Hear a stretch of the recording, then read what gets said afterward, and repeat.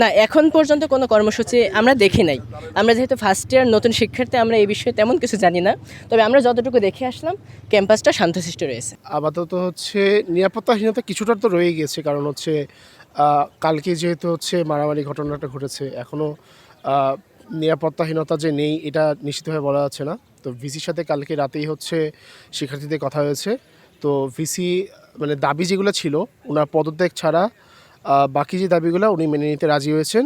গতকালকের ঘটনার পর আপনারা দেখেছেন যে গতকালকের ঘটনার পরে যৌথ বাহিনীর ছিল, যেখানে আপনার সেনাবাহিনী ছিল, বিজিবি ছিল, র্যাব ছিল, নৌবাহিনী ছিল এবং আমাদের পুলিশ তো ছিলই। তো আমরা এই বিষয়টি স্থানীয়ভাবে আমরা নিজের নিরাপত্তা স্টুডেন্টরা দাবি করেছিল যে তাদের জন্য নিরাপত্তা দেওয়া হয়, বিশেষ করে রাতের বেলাটায়। তো আমরা সেই জন্য আমাদের যথেষ্ট পরিমাণে ফোর্স মোতায়েন ছিল অত এলাকাতে। দিনের বেলা তো আমাদের মানে বিপুল সংখ্যক ফোর্স এখানে মজুদ আছে, যৌথ বাহিনী আশেপাশেই আছে, তারা বিভিন্ন জায়গাগুলোতে তারা ভিজিলেন্ট আছে। আমরা কোনো মানে এরকম একটা ঘটনার পরে আসলে শিথিলভাবে দেখার কোনো সুযোগ নেই আমাদের পক্ষে।